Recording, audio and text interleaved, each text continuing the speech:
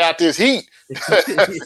Absolutely, absolutely. Robert Littal is the founder and editor-in-chief of BSO Black Sports Online. It's one of my favorite websites to go to. I get all the latest, what's happening in the sports world, the entertainment world, and everything in between from BSO. So, Robert, BSO was started. You started the company back in 2005, I want to say. Just talk to me about like the company, how it came about, the name, all of it in between, and take me back to 2005 and your mindset and creating BSO. I mean, totally different world, back Yeah. in 2005. We're talking, 16 years. You see a little of the gray hair, some of the hairline is hanging on by a thread. It was a lot different, back then, a few less pounds as well. But from a media standpoint, definitely different landscape back in 2005. We think now we can't live without our cell phones, our laptops, our iMacs, all of this technology, the streaming sites, all of the websites that are available to us now. None of that really was available back in 2005. And what I was thinking, my headspace at that time was coming fresh out of college at Ohio State, the Ohio State University, and kind of, a couple of years just doing odd jobs and everything, trying to find my place in the world of media, in the world of journalism, what to do with my degree. I saw that there was maybe an opportunity on this thing people call the internet, a way to be able to put your perspective on things. You could say maybe unintentionally, I kind of seen the future of social media and where we would be able to get our information more online and to be able to talk to each other and get our points across and things of that nature. So I can't say I'm some sort of genius or anything. It's just, I had some web experience as far as putting together websites and things like that. So I got motivated by the fact that at least, well, even now, but especially in the online space at that time, wasn't a lot of black, faces, wasn't a lot of black voices. Now, you may remember, or people that are old as me now may remember, is back then there were a ton of black entertainment websites, black gossip sites, black message boards and things of that nature. But that were very, black centric and owned by black people, but not in the sports realm. And what I wanted to do is I kind of wanted to bridge that gap. When I laid out my little business plan, it was like I wanted to be the BET of sports. That's where you get the BSO, from, Okay. Black Entertainment Television, Black Sports Online. That's where the acronym and all of that thought processes came. I was like, I'm going to be the BET of online sports. And I felt like at that time,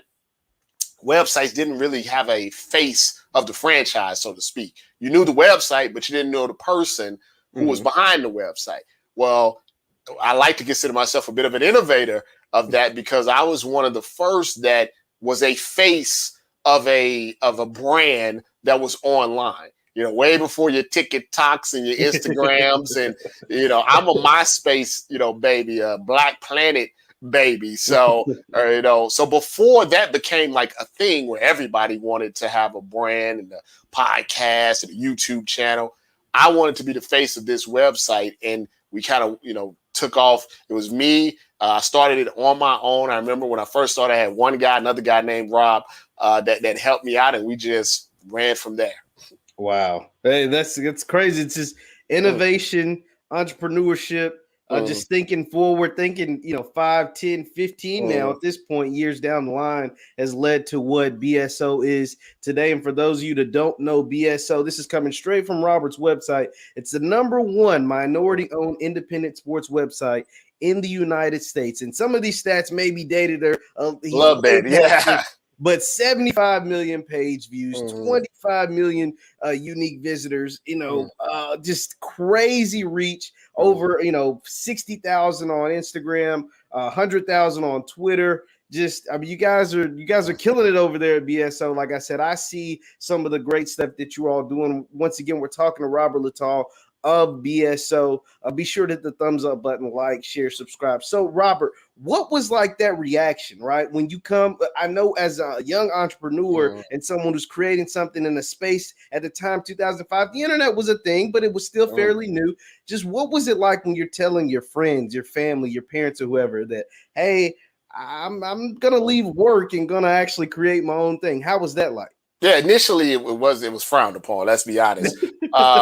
Not so much the concept of having a website and a sports website, more the concept of being so pro-black about it, and how would it make money? Would advertisers want to be involved? Would leagues and organizations take it seriously? Because now I would say in 2021, they're all about diversity and they're all about inclusion and all of that. So that's an it thing to be as a company. But 2005, 2010, it was still like, we're not gonna let this black guy in here, so it was a lot, of that.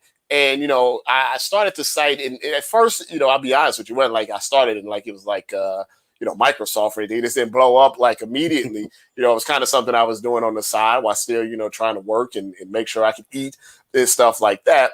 And then this is where the luck, comes into place, is that things change, technology changed. I don't think anybody realized from say 2005 to 2010 the type of jump people would make in regards to how they consumed their news. I just give you a quick percentage just so you just have an idea.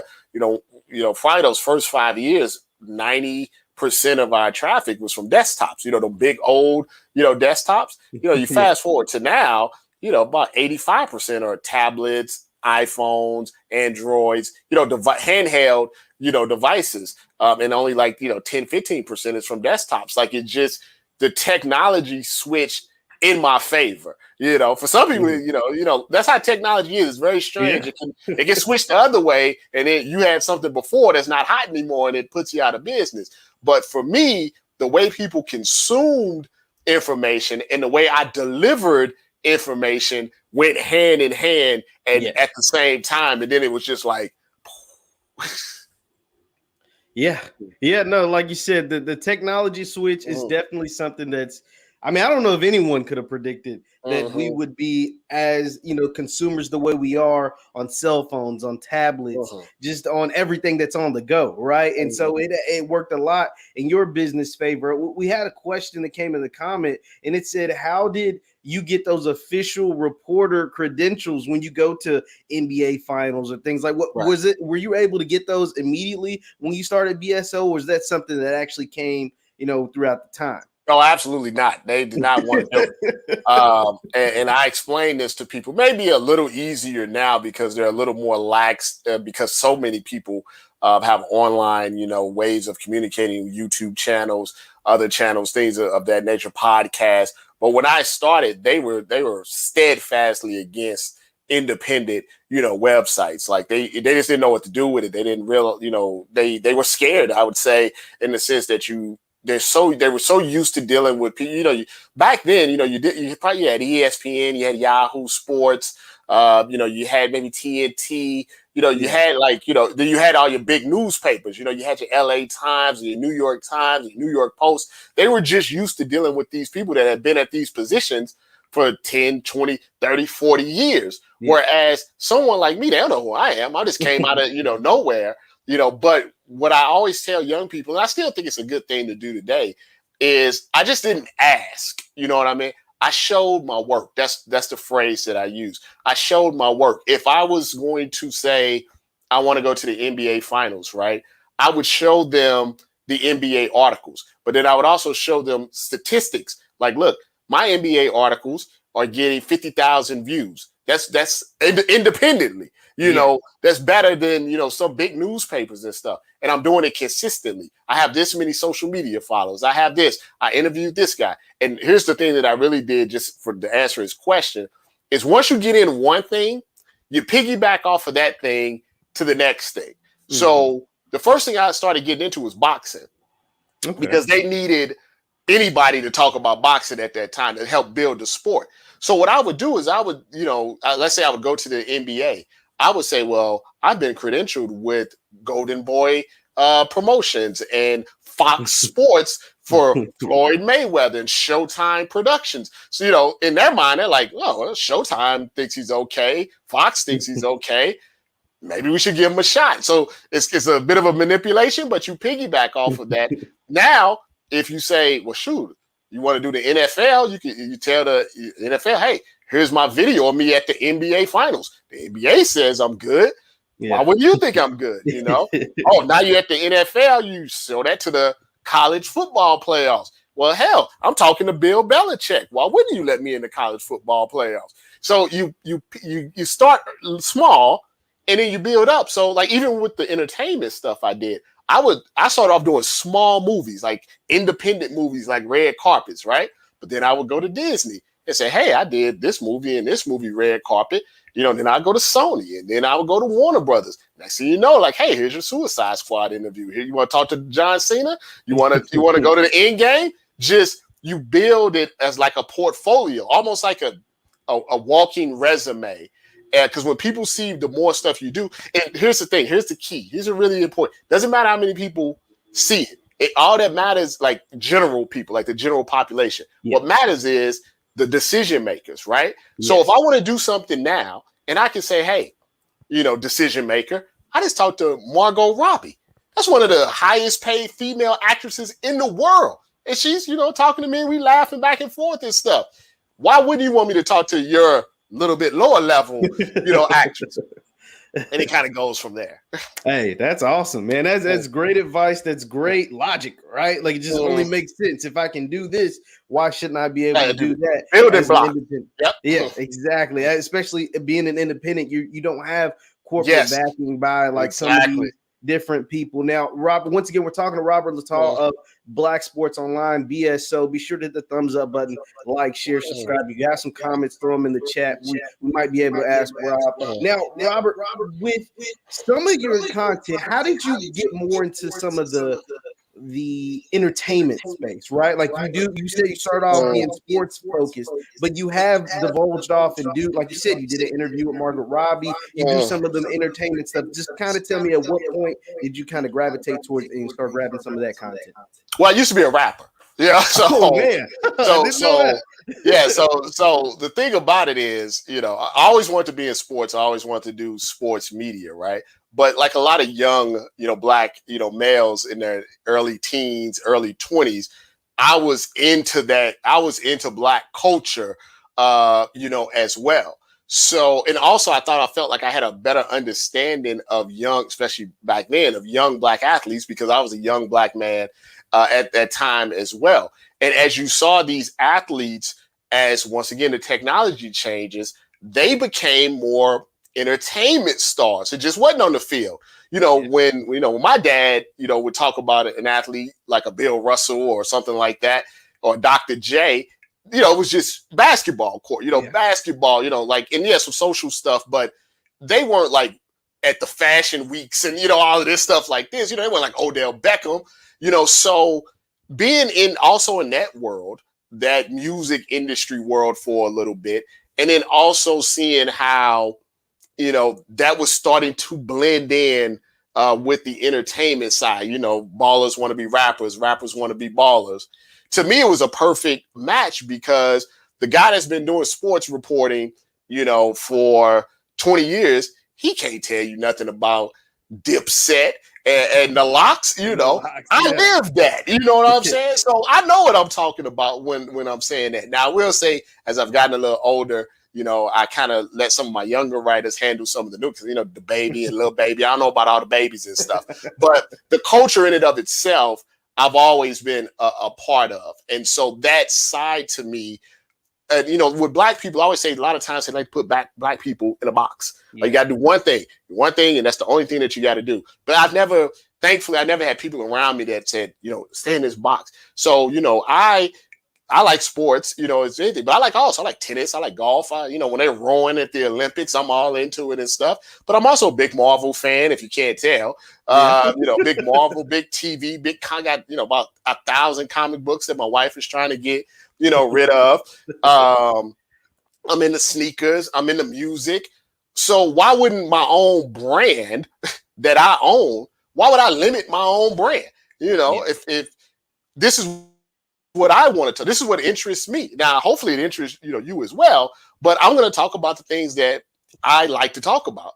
And there's going to be an outlet, for people who want to hear about that. Maybe they don't want the gossip, stuff. Maybe they want to hear when I talk about LeBron and super teams, or maybe they want to find out when the new Spider-Man trailer is coming out. That's how you grow a diverse audience, and it allows you to stay in business for a longer period of time because there may be a couple of days where nothing crazy is happening, but you can still talk about sports or the Olympics or whatever. Or, maybe the sports stuff's not hidden and we can talk about movies and things like that. The more that you can do, the more things, it makes you more of an attractive brand, not to just get money, but just to your audience in general.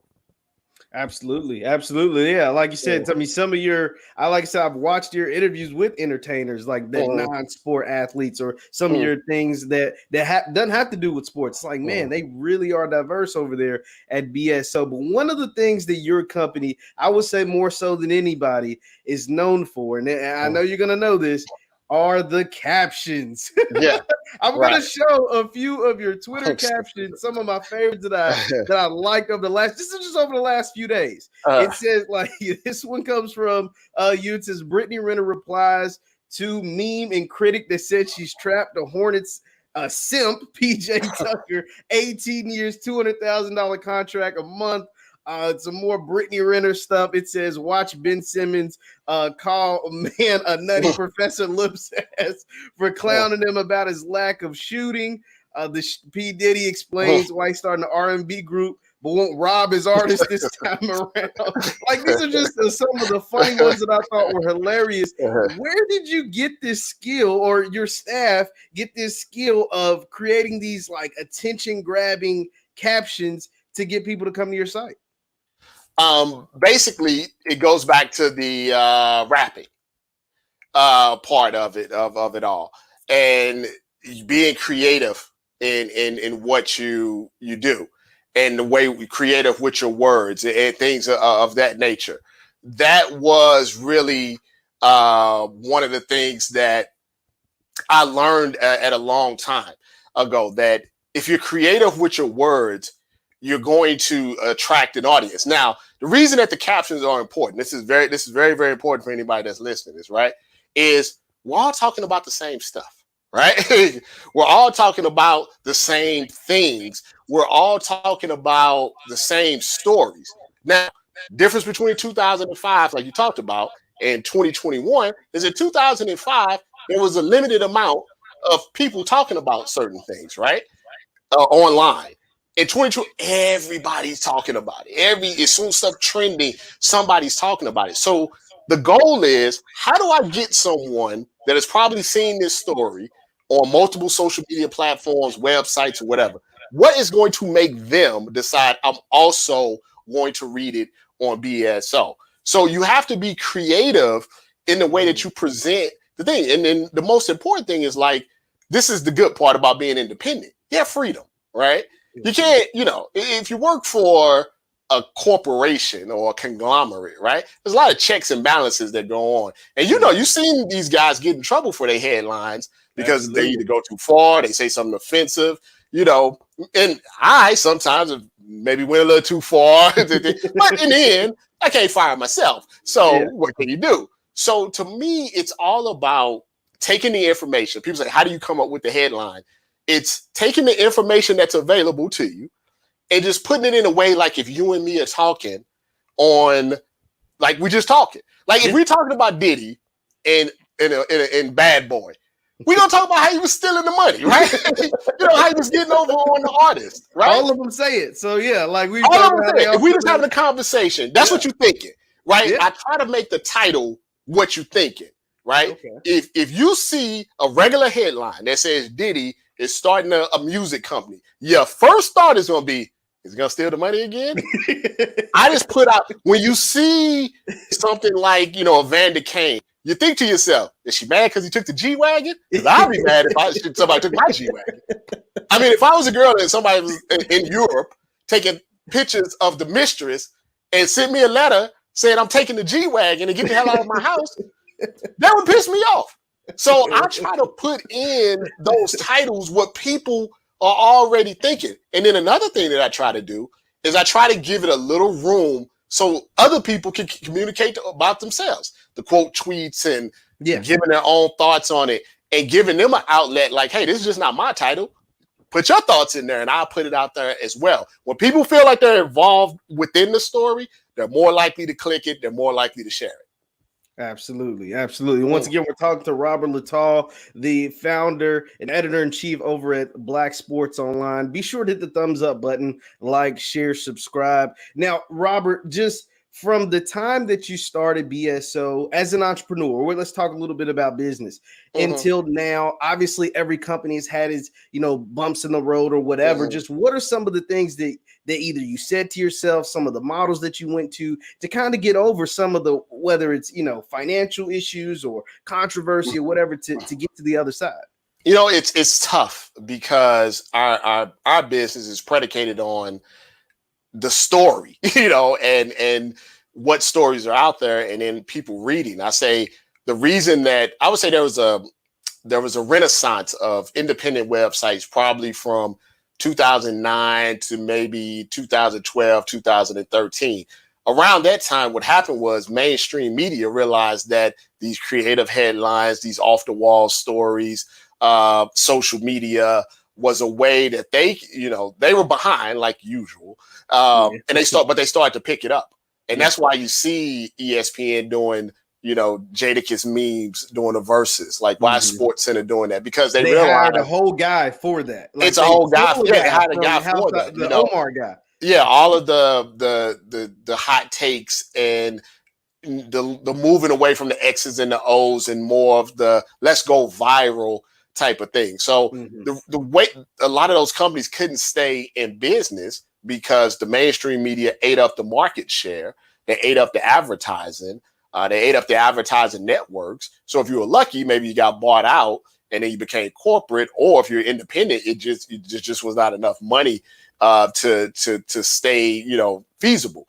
The difference between us and unbeknown to me, probably the thing that probably saved me was the fact that I went with basically a niche, and I didn't really look at it as a niche back then, but putting myself in this niche as, the black sports guy, basically, in this thing, it separated me from all of these other, type of sites.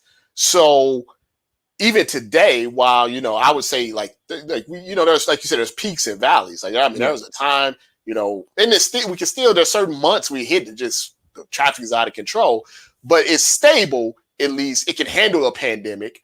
It can handle ups and downs because we didn't just stay put. We expanded. We talk about everything. So yeah, there wasn't no sports for like 6, 7, 8 months, but we still had all the other stuff that we could talk about. So it's very important that you pay attention to your audience, but you always are looking for new ways. Sometimes you got to pull back. Like I can't, there was a time where I could do a lot of the quote unquote for the bros stories. It doesn't fly as well in 2021 as it did in 2017. In 2017, we may have had 5 to 10 stories that literally were just, scantily clad, pictures. And those were great traffic drivers. And even today, they're still traffic drivers, but it doesn't fit well in what's going on, now. There are certain stories that I probably wouldn't have had a problem running in 2018 or 2016 that I had to take a step back and say, this is probably not a good look. I have, the advertisers that I do have probably, don't want to touch this. So even though we still, we're still out there with some of the things that we do, there's a lot of stuff now that we've pulled back on, but it's allowed us to have a better premium attraction to people that are basically keeping us in business.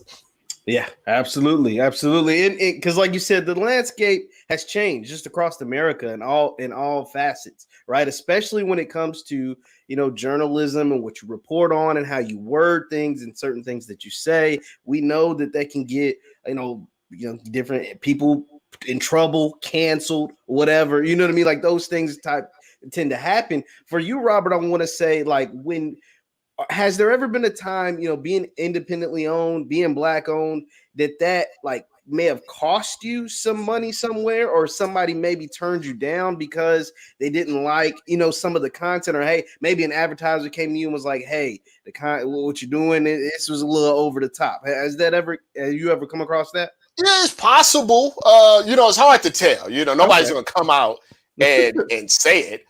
You Yeah. know what I mean? Nobody's gonna come out and be like, we didn't give him the money because he's, Black. I'm sure there were situations where that happened, but I have to be honest. I try to be honest with people. I don't try to sugarcoat and things like that. I am 100% sure there's opportunities where a check came just because I was Black and I had a big audience. You know what I mean? So, yeah, I can't, I can't say that, it doesn't go both ways. I'm sure there were times where they're like, this Black guy, I've heard his site's a little too controversial for us, but, they give Barstool the money or give these busted coverage the money, but, I'm too out there. Right. But then I know there's also been times where, I don't want to mess up any connects, but I can tell that the reason I got the call, the reason I got the email was because they needed, me. They either needed me personally or needed my audience, and they couldn't get it from nowhere else. So it's a kind of a balance, and that's why I try not to be, I'm very pro-Black and very about all Black people, right? But you have to understand that you can't just you can't get mad every time you don't get something. I think that's also why I've been, able to do a lot of things. Is like when stuff doesn't happen, like if I get turned down for something, I don't cause a fit. I don't go screaming on Twitter and stuff because people watch that and you never know when the next opportunity come back. Like I just give you an example because he's Black and he's rich, so it doesn't matter. Like, Kevin Hart had a show. I think he has a muscle car show. And they wanted me to help with the muscle car show and do the previews and do all of this stuff to help this, obscure muscle car show. But when it came time to interview, all of a sudden it didn't have no time to do it. You know what I mean? and the way they approached me with it was like, Dad, it kind of sucks. We had you doing all of this stuff, promised you this interview, and then, it didn't happen. Hey, no problem, because something else is going to come up eventually. Yeah. And you're going to remember the fact that I didn't freak out or anything. And I kept promoting it because I think the people that came to me, I think you're good people. You're going to get me in something else. Because you're going to remember that. You're going to remember I acted professional like that. And you have to think about that from a business perspective to not burn bridges, because as Black people, we don't have a lot of bridges to burn. White people can like burn up whole hospitals and stuff. Don't matter. Right.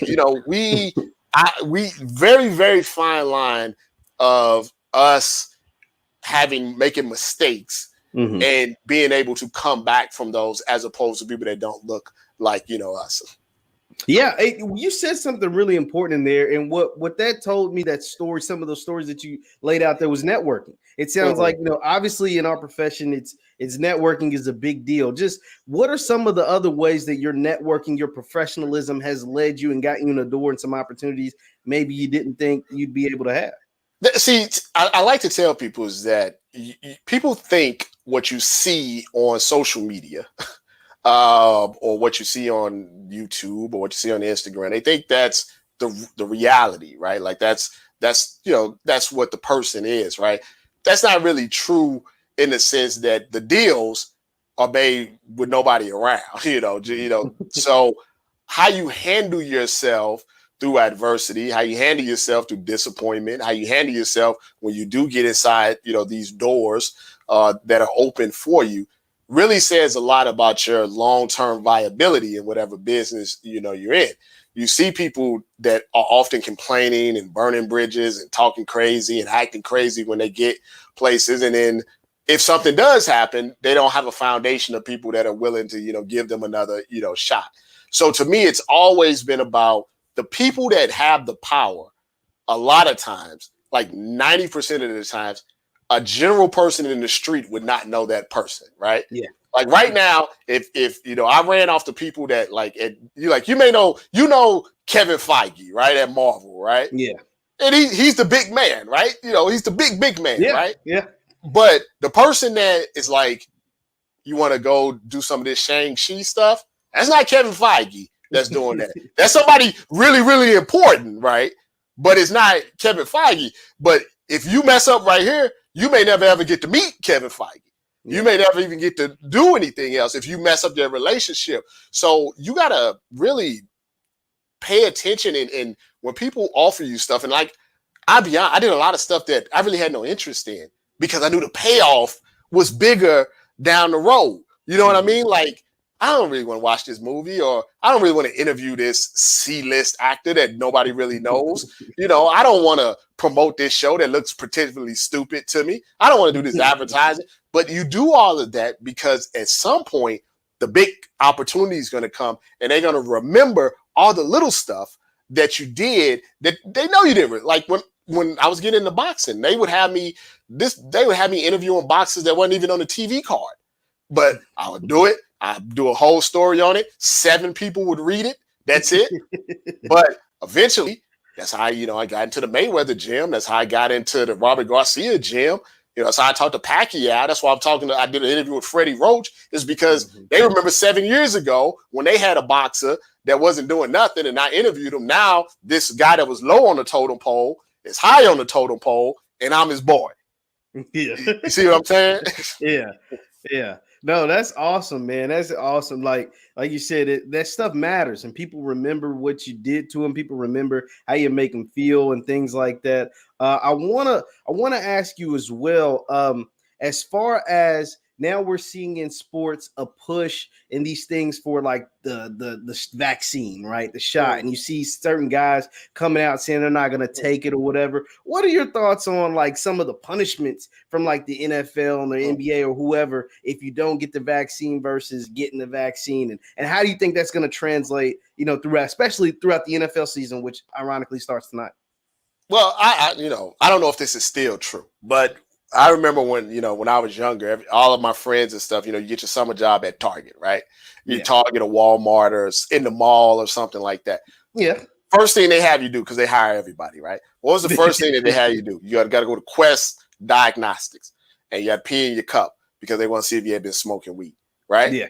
Now, weed is not I don't think weed's a big deal. Hopefully it becomes legalized, right? But if you want to work at Target and get your summer money, you had to do it. Right, or you had to stop smoking weed for that week. You know what I mean? You had detox or whatever. Yeah, whatever right, to get it out. Right, right. Now, when I say that, when I'm meaning that, if you want to work, there are going to be stipulations. If the job say you got to wear a suit and tie, you got to wear a suit and tie. You can't walk in there with jeans, right? Some jobs say that, right? Jobs give rules, right? Now, if you're like me and you work from home, it's easy to say, I'm not getting no vaccine. Why would I just want to get possibly sick at my own house, right? Yeah. It's easier for me because I don't. But if I worked for the NFL Network, and the NFL Network said, well, Rob, if you want to be on TV, if you want to come in the building, if you want to keep your spot, you want your 6-figure salary, you got to get the vaccine. You see what I'm saying? So if you're an NFL player, they're saying you don't have to get it. They're not, because they can, you don't have to get it, but you have to understand that them asking or putting pressure on you, that's just part of the job. And I don't get really NFL players, because I've seen NFL players take stuff that like has come from countries I can't even pronounce. They do anything they have to do to stay on the field. But here's the difference. The difference is the vaccine in and of itself has become political. And a lot of those NFL players are MAGA. So MAGA told them not to do this, even though I always say, just ask the people that are telling you not to take the vaccine, have they taken the vaccine? Because you can't get into Fox News without the vaccine. Trump got the vaccine. Trump got all type of experimental stuff going through his body. All of those senators and stuff, when they get sick, they get the good stuff. They get stuff that's not even available to you and me. Yeah. So when I see someone like Kirk Cousins, right? Yeah. Says, I'm not going to get it. I'm going to put plexiglass up. Like, that's fine. That's your choice. But I prefer someone like Kirk Cousins just be upfront and honest, right? I'm not going to get it, but I'm going to follow the rules so the people that don't get it. I'm cool with that, because that's telling me like, that's your choice, but you're going to follow the rules. The people that I don't like are the people like Beasley, that says, I'm not going to get it, but I don't want to follow the rules of the people that don't get it. Like in any other job, if they gave you an option, and option A was you do this and you can do that, or option B, you can do it your way, but you got to do this. That's life. You make a choice. Yeah. You know what I mean? When they say, hey, you either got to take your vacation time or lose it, you don't, if you lose it, you can't be like, man, that's messed up. They gave you the option. Yeah, you definitely get the option. That is very true. Hey, that's very true. That's a great way to explain it, because like you said, when you take a job and you get the luxuries of said job, yes, and the job is the NFL, you can pay millions of dollars, man. So it's like, hey, you don't have to take it. But if you decide not to, you got to go through strenuous other, routes. You got to go a different route than everybody. And I can respect that. Robert, I just want to ask you a few more questions and I'll get you up out of here. But I do want to ask you about the site and how a BSO was expanding. I know that you have a podcast now, and for a lot of websites, and not just independently owned ones like yourself, but a lot of ones, like, they've changed their format. They don't even post articles anymore. I know Bleacher Report, I went on there. They don't really post many articles on Bleacher Report anymore. It's mainly all the social media and things like that. And your site is tapped in with that as well. But how is it that you've been able to withstand, everything that's come at you and still be able to continue to grow and expand and do things like your podcast now? Well, it's tough, because, if your website is your moneymaker, you have to find a way to get, the traffic before you do anything, else. Now, I would say the good thing for someone like myself is that I've always felt like the website was a foundation to go do other things. I always tell people all the time, and this is true.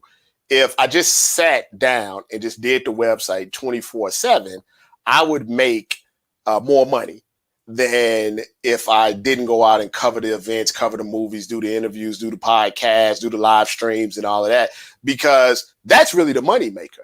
But to me, that is not really expanding your personal brand, expanding other writers' personal brand, other contributors' personal brand. Because to me, what's the point of just sitting there? It's like sitting there with a bunch of money, but you're not doing anything, that may be cool for some people. That's why people like to stay behind the curtain of their website. I've never been like that. To me, the website's just a foundation for me to go out and cover sports and interact with people. Like, social media has gotten a bit toxic. It's gotten a bit where you can't have nuanced conversations. But I used to love social media because I like to communicate, with people. I like to interact with my audience, even if they disagree with me. It's just gotten to the point now that it's difficult, because if you say literally anything against the majority, it's a problem and it's not worth your piece. I remember I had a whole podcast about sometimes you can have a different opinion, and it can just slightly different. Yeah. And you'll spend all day fighting everybody or people trying to cancel you and do all of this stuff like that. And you don't wasted 8 hours of your day fighting people that you're never going to meet. So I will say it's not as fun as it used to be. So, my job now really, since I've done it so long, is kind of identify the stories that I know that people are going to react to. Hopefully those stories do very well. And then me go off and go read a book outside of my backyard with my little baby and just, relax, because I've done so much in the industry. I don't feel like I need to prove myself to anyone. If I say, hey, I want to cover this, there's enough stuff there in my resume that I don't really have to explain myself, why I want to do it. And because of that, but that's a lot of, that's 15, 16 years of hard work to be able to say, okay, I can pinpoint 10 stories that I know people are going to go crazy of. And then I'm going to lunch with my wife and my kid. I'm going to go walk the dog. I'm going to live actually life, because what's the point of building this and being in prison? I don't want it to be like that. Absolutely. Once again, we're talking to Robert Littal, the creator and founder, editor-in-chief over at BSO. Robert, thank you so much for tapping in with me today. I know you got a busy million things you could have been doing, like you said, playing with your little baby, walking your dog, but you spent a few minutes with me today. Once again, this is Jeff Lighty Jr. with the Black Sports. I almost said Black Sports Online with the Victory Formation, the Black Boss channel. Be sure to hit the thumbs up button, like, share, subscribe. Thank you guys for watching.